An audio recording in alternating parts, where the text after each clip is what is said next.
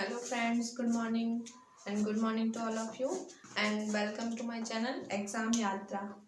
तो आज मैं लेके आई हूँ महात्मा गांधी बायोग्राफी पार्ट 2। तो पार्ट 1 मैंने करवा दिया है, आप लोग देख सकते हैं। तो पार्ट 2 में जो गांधी जी का जीवन है, पार्ट 1 में मैंने उनकी अर्ली लाइफ के बारे में, एजुकेशन के बारे में बता दिया। एक बार हम रिवाइज कर लेते हैं। तो महात्मा पार्ट 1 में जो भी मैंने बताया वह 5 मिनट में बस रिवीजन कर लेंगे। वीडियो थोड़ा सा लंबा जाएगा तो आप प्लीज़ पूरा देखिएगा, स्किप मत कीजिएगा, क्योंकि एक बार इसको देखने के बाद आपको फिर कभी महात्मा गांधी के बारे में सर्च करने की और या फिर उनके बारे में, उनसे रिलेटेड जो भी मूवमेंट है, जो आंदोलन किया उन्होंने, उसके बारे में फिर कभी देखने की कोई भी आवश्यकता नहीं पड़ेगी। तो आप लोग प्लीज़ पार्ट 2 और पार्ट 1 दोनों देखिएगा। तो पार्ट 1 को रिवाइज करते हैं। पहले पार्ट 1 में मैंने बताया है जो गांधी जी हैं उनका फुल नेम है मोहनदास करमचंद गांधी, और उनके पिता का नाम करमचंद गांधी, उनकी माता का नाम पुतलीबाई और उनके पत्नी का नाम कस्तूरबा गांधी। उनके 4 बेटे थे, हरिलाल, मणिलाल, देवदास और रामदास। और जो उनकी अर्ली एजुकेशन थी वो गुजरात से हुई। उसके बाद वो अपनी हायर एजुकेशन के लिए कहाँ पर गए? ब्रिटिश, वहाँ पर इंग्लैंड गए।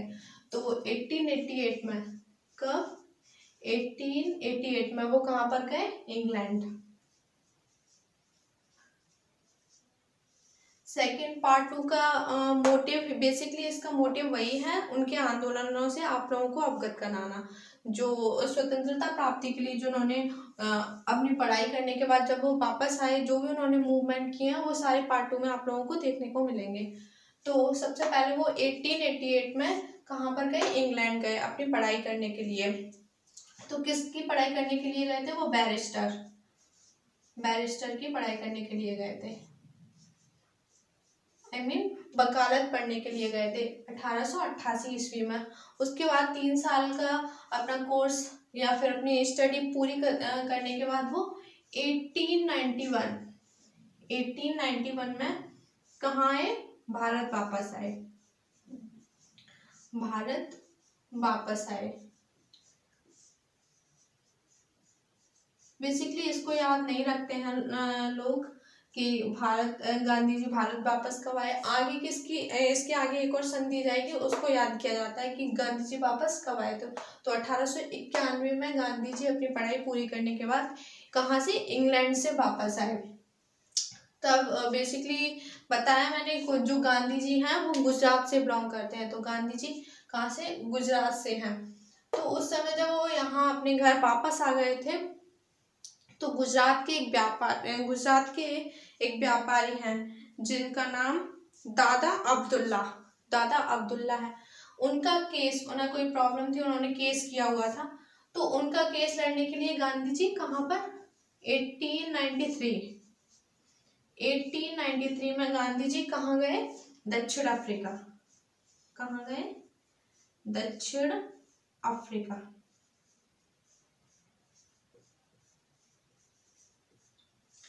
अफ्रीका गए केस लड़ने के लिए दादा अब्दुल्ला का। दक्षिण अफ्रीका गए दादा अब्दुल्ला, ध्यान रखना है इस नाम को, दादा अब्दुल्ला का केस लड़ने के लिए। अब्दुल्ला का केस लड़ने के लिए, जैसे कि मैंने बताया आप लोगों को। तो जब वो 1893 में केस लड़ने के लिए दक्षिण अफ्रीका गए तो वहाँ उन्होंने अपने लाइफ के 20 से 21 वर्ष वहां पर उन्होंने व्यतीत किए। कहाँ पर? दक्षिण अफ्रीका में।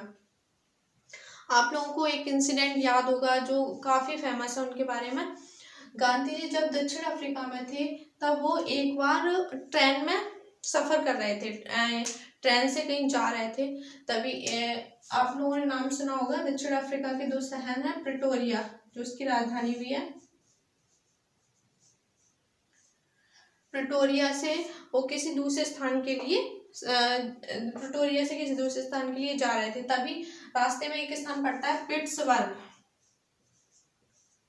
इससे संबंधित आप लोगों को क्वेश्चन पूछे भी जाते हैं एग्जाम से। पिट्सबर्ग, इस स्थान का नाम आप लोगों को याद रखना है, क्योंकि पिट्सबर्ग एक ऐसा स्थान था जहां पर गांधी जी को ट्रेन से अंग्रेज लोगों ने उन्हें धक्का मारकर नीचे गिरा दिया था। तो उस समय क्या था, अंग्रेजों का सभी जगह शासन था, हमारे देश में भी और कई देशों में शासन कर रखा था। तो जो काले लोग थे उन लोगों से वो नफरत करते थे, उन्हें उनका शोषण होता था सभी जगह पर, चाहे वो दक्षिण अफ्रीका हो, चाहे इंडिया हो, या कोई सा भी देश हो जहाँ जहाँ पर अंग्रेजों ने शासन किया। तो फिर जो काले लोग थे उनका वो शोषण करते थे। तो गांधी जी भी उसी समय ट्रेन में सफर कर रहे थे और उस डिब्बे में कुछ अंग्रेज भी थे। तो तभी गांधी जी को पिट्सबर्ग इस स्थान पर अंग्रेजों ने चलती हुई ट्रेन से उन्हें धक्का मारकर नीचे गिरा दिया था। तो तभी उन्होंने देखा कि काले लोगों की, क्योंकि हम इंडियंस भी उन लोगों के लिए काले ही होते हैं और दक्षिण अफ्रीका में भी लोग काले रहते हैं। तो फिर जो अंग्रेज थे वहाँ उनका शोषण कर रहे थे। तो गांधी जी ने देखा कि यहाँ पर काले लोगों के साथ अच्छा व्यवहार नहीं किया जाता है। तो 20 से 21 वर्ष जो गांधी जी ने उस दक्षिण अफ्रीका में व्यतीत किए, वहां पर उन्होंने कई आंदोलन किए। दक्षिण अफ्रीका में काले लोगों के लिए कई सारे आंदोलन किए। तो ये ध्यान रखना है, प्रेटोरियम से जब वो यात्रा कर रहे थे, एक स्थान से किसी दूसरे स्थान जा रहे थे, वो मुझे अभी याद नहीं आ रहा है, लेकिन ये वो बीच में स्थान था जहां पर उन्हें ट्रेन से नीचे फेंक दिया गया था अंग्रेजों के द्वारा। तो फिर जब वो 20 से 21 वर्ष वहां पर व्यतीत करके भारत वापस आए, तो ये वाले सन आप लोगों को ध्यान रखना है। 9 जनवरी 1915, 9 जनवरी 1915 में भारत वापस आए। भारत वापस आए। एक्चुअली मुझे आप लोगों को बताना है कि फर्स्ट जो महात्मा गांधी बायोग्राफी का पार्ट 1 है, तो मैंने इस जगह पर वहां पर 12 जनवरी कर दिया है, तो उसको प्लीज उसके लिए सॉरी, आप लोग ठीक कर लीजिएगा। 9 जनवरी को भारत वापस आए थे। वो कहाँ से? दक्षिण अफ्रीका से भारत वापस आए गांधी जी 1915 ईस्वी में। तो उस समय प्रथम विश्व युद्ध चल रहा था। फर्स्ट वर्ल्ड वॉर 1914 में शुरू हुआ, जैसा कि आप सभी लोगों को पता होगा। तो उस समय 1914 में प्रथम विश्व युद्ध चल रहा था। तो गांधी जी भारत कब आए वापस? 1915 में। जब वो यहाँ पर रहे, उन्होंने देखा कैसा भारतीयों के प्रति अंग्रेजों का व्यवहार, क्योंकि उस समय भी अंग्रेज लोगों का शासन था हमारे यहाँ पर। तो गांधी जी ने कुछ समय सोचने के पश्चात उन्होंने सोचा कि अगर हम इनका प्रथम विश्व युद्ध, उन लोगों ने भी, इंग्लैंड ने भी उस समय पार्टिसिपेट किया था प्रथम विश्व युद्ध में। तो गांधी जी ने सोचा कि अगर हम प्रथम विश्व युद्ध में अंग्रेजों की हेल्प करते हैं, तो शायद वो भारत को अपनी आज़ादी दिला दें, उन लोगों को मुक्त कर दें जो उनका शोषण करते थे अंग्रेज भारतीयों की। तो उन्होंने सोचा कि अगर हम इनकी हेल्प करेंगे अंग्रेजों की, तो शायद वो हम लोगों को मुक्त कर दें। लेकिन अंग्रेज कहाँ थे, वो क्यों मानने वाले थे? तो गांधी जी ने फर्स्ट वर्ल्ड वॉर में अंग्रेजों की हेल्प की। तो फर्स्ट वर्ल्ड वॉर में जब उन्होंने हेल्प की अंग्रेजों की, तो उन्हें उपाधि दी। किसकी? अंग्रेजों के द्वारा उन्हें उपाधि दी गई केसर हिंद, केसर ए हिंद की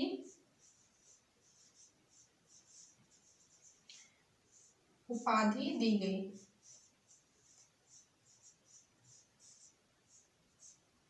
तो ये हम लोगों ने देख लिया। वो 1888 में इंग्लैंड गए पढ़ने के लिए, 1891 में भारत वापस आए, उसके बाद 1893 में दक्षिण अफ्रीका गए।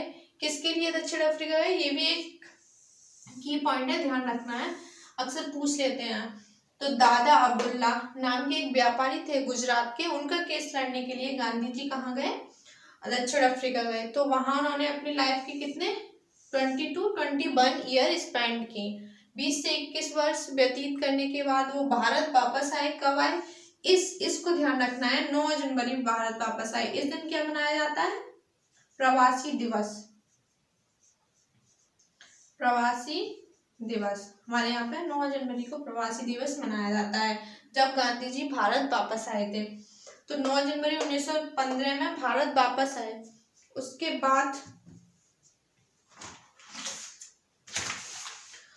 बाद उन्होंने अंग्रेजों की हेल्प की, जैसे कि आप सभी लोगों को पता है। और उसके बाद अंग्रेजों ने उन्हें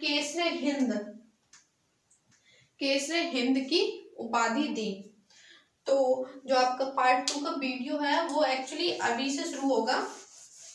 जो इसका मेन पर्पज है आप लोगों को आंदोलन जो उनसे अवगत करवाना।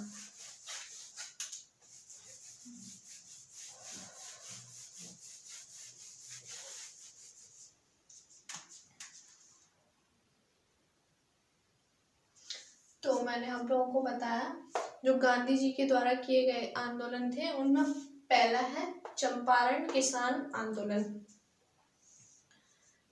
मोस्ट इम्पोर्टेंट पूछा जाता है कि गांधी जी ने जितने भी आंदोलन किए उनमें से प्रथम आंदोलन कौन सा था, तो आप लोग बताएंगे कि गांधी जी के द्वारा किए गए आंदोलन में उनका प्रथम आंदोलन था चंपारण किसान आंदोलन, जो कि कब हुआ था 1917 ईस्वी में, जब गांधी जी भारत वापस आ गए थे 1915 में।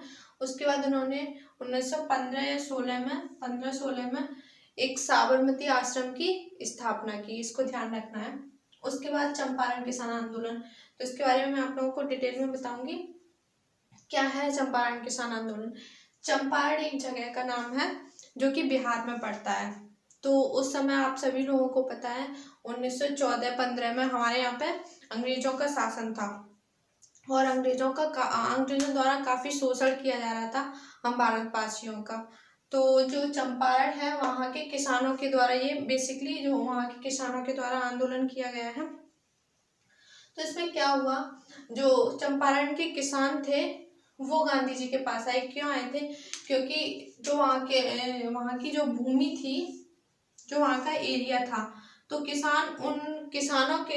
उन अंग्रेजों के द्वारा कहा गया कि किसान हैं वो इस पर इतनी भूमि पर, जो उनके पास किसानों के पास भूमि थी उसके 3% भाग पर वो किसकी नील की खेती करवाते थे उन लोगों से। बस इतना छोटा सा भाग बचता था किसानों को अपने फसल उगाने के लिए, जो अपने कुछ खाने के लिए, जो भी फसल उगाना चाहते हैं उसके लिए केवल इतना भाग बचता था। और उसका तीसरा भाग पूरा 3% भाग वो जो अंग्रेज थे उनसे नील का उत्पादन करवाते थे।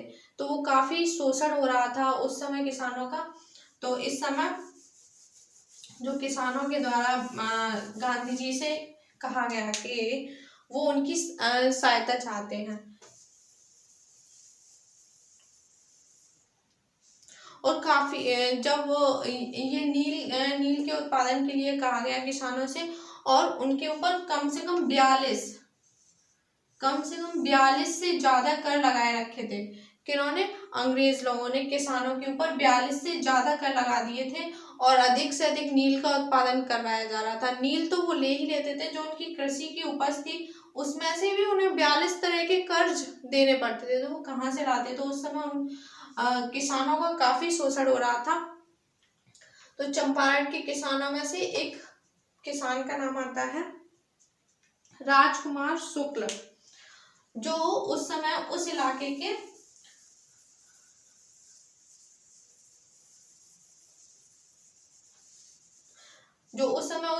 के काफी समृद्ध किसान थे। हम कह सकते हैं उस समय वो उनके पास काफी भूमि थी। तो उनका नाम आता है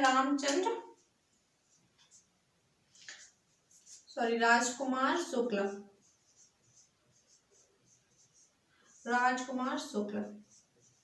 ध्यान रखना है, राजकुमार शुक्ल वो किसान का नाम है जिन्होंने गांधी जी से संपर्क बनाया और उनके संपर्क में आकर उनसे रिक्वेस्ट की कि हमें आपकी मदद की आवश्यकता है। तो गांधी जी की मदद से उन्होंने आंदोलन किया। तो ये चंपारण किसान आंदोलन के नाम से फेमस हुआ। तो ये गांधी जी के द्वारा किया गया पहला आंदोलन था। ये आंदोलन काफी दिनों तक चला और इसने लगभग 135 वर्ष पुरानी इस जो नील की उपज करवाते थे अंग्रेज, ये काफी सालों से करवाते आ रहे थे, लेकिन इस समय काफी ज्यादा शोषण उनका बढ़ गया था। तो वहाँ के किसान काफी परेशान थे, इसीलिए उन्होंने गांधी जी से संपर्क में आए और उनकी सहायता से आंदोलन किया। तो 135 साल पुरानी इस उत्पादन को बंद करवा पाया। किसकी हेल्प से? गांधी जी की हेल्प से। तो ये काफी फेमस हुआ उस टाइम। तो गांधी जी के द्वारा पहला आंदोलन कौन सा हुआ? चंपारण किसान आंदोलन। ध्यान रखना है। उसके बाद जब 1917 हो गया, उसके बाद गांधी जी 1918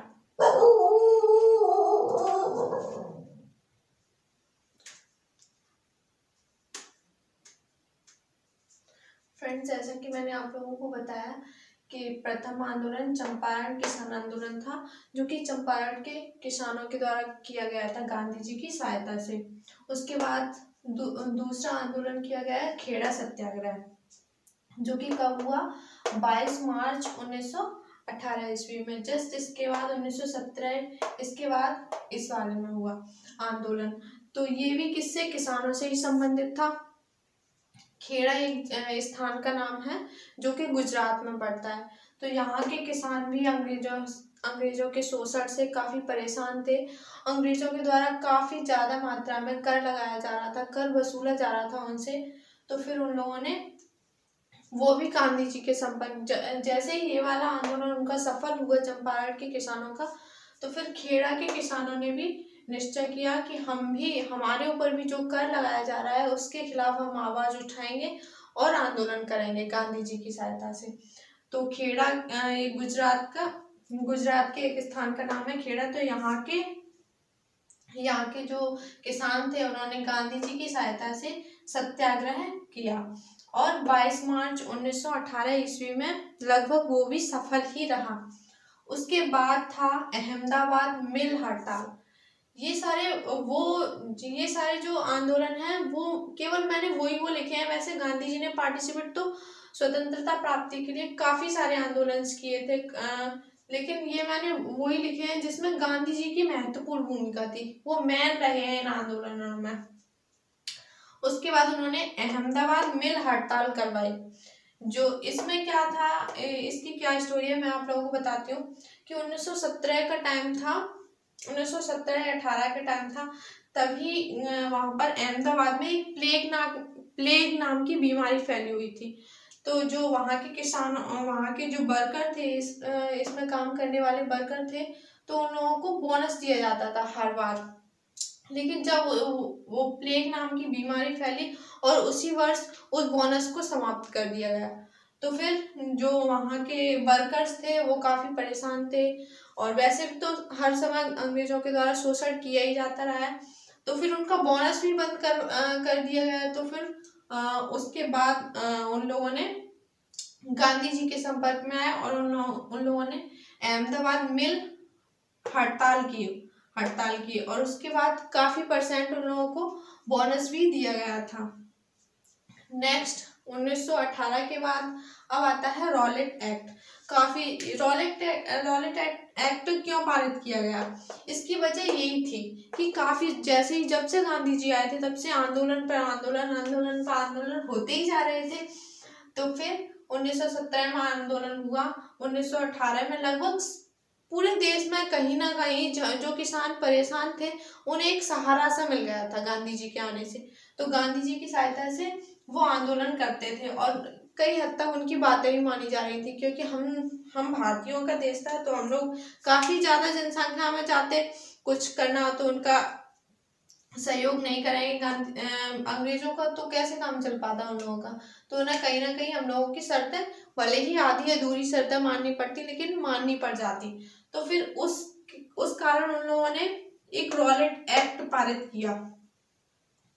इसमें क्या प्रावधान था कि इसमें जैसे ही ब्रिटिश सरकार के जो लोग थे, जो अंग्रेज थे, उन लोगों को जरा सा भी शक हो जाता तो बिना किसी भी आदेश लेने की जरूरत नहीं है ना, बस गिरफ्तार करके और जेल में डाल देते थे। इस एक्ट में यही प्रावधान था कि जरा से भी शक के आधार पर आप लोगों को, भारतीयों को जेल में डाल दिया जाएगा। तो इसे काला कानून भी कहा गया है, क्योंकि इसमें कोई सुनवाई ही नहीं थी, ना आपसे पूछा जाएगा कि आपने कुछ किया है क्या नहीं किया है। ये सब क्यों किया जा रहा था? क्योंकि काफी पहले ये सारे आंदोलन हुए तो वो कुछ डरे हुए थे कि ये आंदोलन ज्यादा ही किए जा रहे हैं तो कुछ ना कुछ बड़ा हो सकता है। तो उसके लिए रॉलेट एक्ट पारित किया गया कब? 1919 में। तो इसे क्या कहा गया है? बिना वकील, बिना अपील और बिना दलील। ना ही आप इसमें वकील कर सकते हैं अपनी रक्षा के लिए, ना ही आप बिना अपील भी नहीं कर सकते, आप उनसे रिक्वेस्ट नहीं कर सकते कि मैंने कुछ नहीं किया है, आपकी कुछ भी नहीं सुनी जाएगी। बस आपको अगर शक हुआ आप लोगों को आप पर, तो बस डाल दिया जाएगा जेल में बिना दलील। आप अपने डिफेंस में, अपनी सुरक्षा में कुछ नहीं होना दलील दे सकते हैं। तो इसे क्या कहा गया, बिना अपील और बिना वकील और बिना दलील का एक्ट कहा गया। उसके बाद जब ये एक्ट पारित हो गया था तो उसी समय जो पंजाब एक राज्य है उसमें वहां पर ही इसी एक्ट के तहत दो लोगों को, एक डॉक्टर सत्यपाल और एक सैफुद्दीन किचलू, ये दो व्यक्तियों को गिरफ्तार कर लिया गया। इसी के तहत रॉलेट एक्ट के तहत उन लोगों को गिरफ्तार कर लिया गया था और जेल में डाल दिया गया। इससे वो काफी बड़े लोग थे, तो इससे पूरे देश में हलचल मच गई और उनको छुड़ाने के लिए गांधी जी ने तय किया कि सभी 6 अप्रैल को क्या करेंगे, हड़ताल करेंगे। तो 6 अप्रैल को पूरे देश में हड़ताल की गई, लेकिन उससे भी कोई इफेक्ट नहीं हुआ, उन्हें ना ही छोड़ा गया, कुछ नहीं किया गया। तो उसके बाद गांधी जी ने यह निश्चय किया कि जो पंजाब का अमृतसर शहर है उसमें एक जलियांवाला बाग, ये जलियांवाला बाग एक जगह का नाम है, ये एक बाग है, वहां पर काफी जगह है, काफी बड़ा बाग है। तो वहां पर सब इकट्ठे होंगे और उसके बाद सोचा जाएगा क्या किया जाए क्या नहीं किया जाए, इस एक्ट के खिलाफ क्या किया जाए। तो ये दिन क्या था, 13 अप्रैल 1919 ये दिन था। तभी देश के हर हिस्से से, हर राज्य से काफी लोग वहां पर, लाखों की संख्या में जलियांवाला बाग में लोग एकत्रित हुए। कब, 13 अप्रैल 1919 को। लेकिन जैसे ही उन लोगों को, अंग्रेजों को पता हुआ, उस समय यहाँ का जनरल डायर था, यहाँ पे उस समय जनरल डायर का शासन चल रहा था। जैसे ही उसे पता चला कि जो हिंदुस्तानी है, जो भारतीय लोग हैं वो इकट्ठे हो रहे हैं, एकत्रित हो रहे हैं, तो कुछ ना कुछ बड़ा करेंगे, तो उसने जाकर अचानक ही गोलीबारी कर दी। कहाँ पर, जलियांवाला बाग में हत्याकांड में। जबकि जो लोग गए थे वो मीटिंग के लिए गए थे, कोई लड़ने के लिए गए तो नहीं थे, तो उनके पास कुछ हथियार होते, कुछ भी होता, तो सारे निहत्थे लोगों पर बस गोलीबारी कर दी। काफी हजारों लाखों की संख्या में जो लोग थे वो बहुत लोग मारे गए। कहाँ पर, 13 अप्रैल 1919 में जलियांवाला बाग, जिसे नाम दिया गया है जलियांवाला बाग हत्याकांड। एक बहुत ज्यादा दर्दनाक घटना है ये। आप लोगों को जो भारत की स्वतंत्रता की जो लड़ाई थी उससे सबसे ज्यादा खतरनाक घटना यही है, जलियांवाला बाग हत्याकांड। अगर आप लोग कभी चाहें तो यहाँ पर अभी भी है, ये अमृतसर में जाकर देखेंगे तो जो इस बाग की बाहर की जो दीवार है उनमें इतनी गोलियों के छेद हैं जो अंग्रेजों ने बाहर से चलाई थी, उसमें बहुत सारे छिद्र बने हुए हैं, तो आप लोग देख सकते हैं। फिर जब निहत्थी उस जनता पर गोलियां चलाई गई तो फिर काफी लोगों ने, भारतीयों ने विरोध किया। उसके बाद इसकी जांच के लिए एक हंटर आयोग, हंटर आयोग की स्थापना की गई। ये भी उन्हीं लोगों का था, अंग्रेज लोगों का था। क्या करना है हम लोगों को, बस हम लोगों को शांति रखने के लिए, हम लोगों को शांत करने के लिए इसकी स्थापना कर दी। कोई जांच वांच कुछ नहीं हुआ, बस हंटर आयोग की स्थापना की। क्या हम लोगों को एक तरह से ये बताया गया कि इसके खिलाफ एक्शन लिया जाएगा, लेकिन कुछ भी नहीं हुआ। हंटर आयोग की स्थापना की। उसके बाद हुआ 1919 में खिलाफत आंदोलन। ये आग तो लगी हुई थी गांधी जी के आने से, क्योंकि शोषण उन लोगों का दिन पे दिन बढ़ता ही जा रहा था भारतीयों के प्रति। तो उसके बाद 1919 में हुआ खिलाफत आंदोलन, मतलब खिलाफत करने लगे सभी भारतीय। फिर नेक्स्ट उसके बाद हुआ असहयोग आंदोलन। ये कब स्टार्ट हुआ, 1 अगस्त 1920। इसके नाम से ही पता चल रहा है असहयोग। सहयोग मीन्स होता है किसी की हेल्प करना, किसी को कोऑपरेट करना, लेकिन आ से इसका अपोजिट हो गया। असहयोग मतलब बिल्कुल भी सहयोग नहीं करना है, कोऑपरेट नहीं करना है। सभी भारतीयों ने मिलकर गांधी जी के 1 अगस्त 1920 को जो गांधी जी ने आंदोलन चलाया, असहयोग आंदोलन, उसका काफ़ी कोऑपरेट किया। मतलब इसका मतलब था कि हमें अंग्रेज़ों को बिल्कुल भी कोऑपरेट नहीं करना है, उनकी बिल्कुल भी सहायता नहीं करनी है, उनके कामों में बिल्कुल भी हाथ नहीं बटाना है, जो भी हम लोगों से काम करवाए जाते थे उन बिल्कुल भी नहीं करने हैं। तो ये असहयोग आंदोलन उन दिनों चल रहा था और इस घटना के बाद काफ़ी भारतीयों में क्रोध था, जोश था उनके कुछ करने के लिए और अपने देश को आज़ाद कराने के लिए। तभी ये आंदोलन चल ही रहा था, लगभग 2 वर्ष बीत गए थे। तो ये फिर उसके बाद क्या हुआ, चोरी चोरा कांड। इस घटना में क्या हुआ मैं आप लोगों को बताती हूँ कि उत्तर प्रदेश का जो गोरखपुर है, गोरखपुर जिला, उसमें एक स्थान का नाम है चोरी चोरा। तो वहां पर एक पुलिस स्टेशन में जो भारतीय लोग थे उन लोगों ने भारतीयों ने 22 अंग्रेजों को पुलिस स्टेशन में बंद करके और आग लगा दी और उन्हें जिंदा जला दिया। तो उससे इसका नाम पड़ा चोरी चोरा कांड, जहाँ पर 22 अंग्रेजों को एक साथ जिंदा जलाकर मार दिया गया। उससे गांधी जी और काफी आहत हुए, क्योंकि वो तो सत्य और अहिंसा उसी से लड़ने वाले थे। हिंसा नाम की तो कोई चीज है ही नहीं उनकी डिक्शनरी में, हम कह सकते हैं। हिंसा करना उन्होंने बिल्कुल ही सीखा नहीं और ना ही उन्होंने किसी भी आंदोलन में हिंसा का सहारा लिया। जो भी वो कुछ करते थे बस सत्य और अहिंसा से करते थे। उनके 2 ही हथियार हम कह सकते हैं, सत्य, ट्रुथ, सत्य एंड सत्य कह सकते हैं, अहिंसा, ट्रुथ एंड नॉन वायलेंस। उन्होंने जितने भी आंदोलन किए और भारत को स्वतंत्रता दिलाने के लिए बस उन्होंने 2 ही हथियारों का प्रयोग किया, एक तो सत्य और दूसरा अहिंसा। लेकिन ये क्या था, ये एक तरह की हिंसा थी। भारतीयों का क्रोध भारतीय भड़के हुए थे इस कांड के बाद, क्योंकि उन्होंने इतने हमारे भारतीयों को, लाखों भारतीयों को जिंदा इतनी गोली चलाई, मार डाला, तो फिर जिंदा जला दिया कि अंग्रेजों को, 22 लोगों को।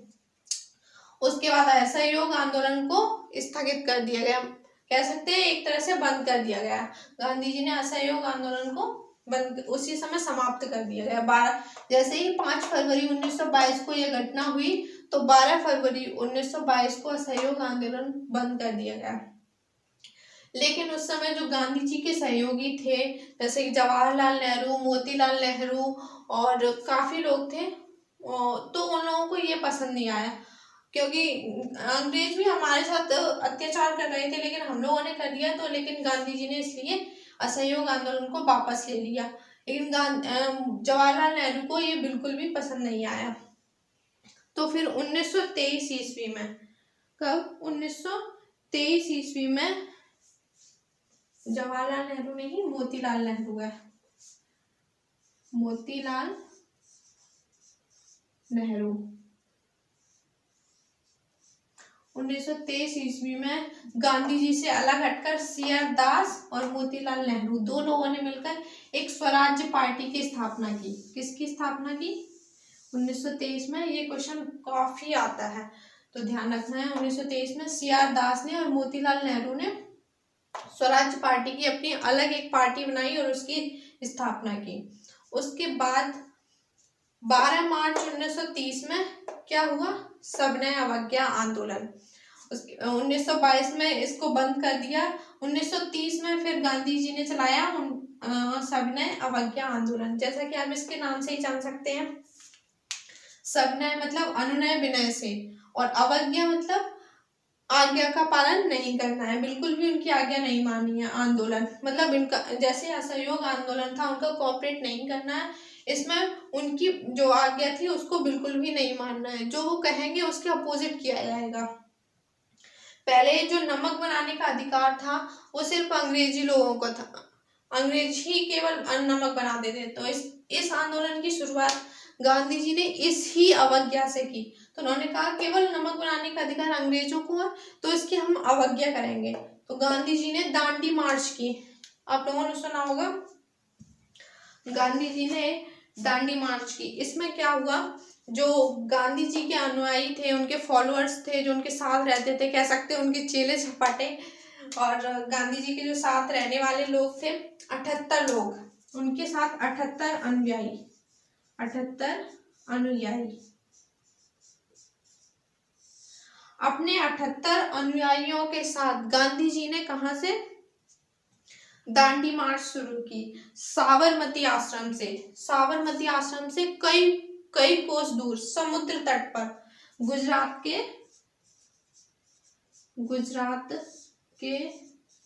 समुद्र तट पर, गुजरात के समुद्र तट पर जाकर नमक बनाया, क्योंकि नमक बनाने का अधिकार केवल अंग्रेजों को था, लेकिन उन्होंने इसकी अवज्ञा की और 78 अनुयायियों के साथ गए, काफी दिनों के साथ पैदल चलकर गए वो, और समुद्र तट पर जाकर नमक बनाया। तो इस आंदोलन की शुरुआत कब हुई? 12 मार्च 1930 में। तो ये कुछ इम्पोर्टेंट है आंदोलन जो गांधी जी के द्वारा किए गए हैं। वैसे तो काफी में पार्टिसिपेट किया है, लेकिन मोस्टली यही वो आंदोलन है जो पूछे जाते हैं, और इसी में गांधी जी ने मेन रोल प्ले किया है। तो आप लोग देख लीजिएगा महात्मा गांधी पार्ट 2 में, बायोग्राफी पार्ट 2 में। जो पार्ट 1 है उसमें तो गांधी जी का इंट्रोडक्शन टाइप कह सकते हैं हम, और जो पार्ट 2 है वो सारे उनके आंदोलन के बारे में ही बताया। अगर आप लोगों को बिल्कुल जरा सा भी अच्छा लगा हो तो प्लीज शेयर कीजिएगा अपने दोस्तों को, और थैंक यू सो मच।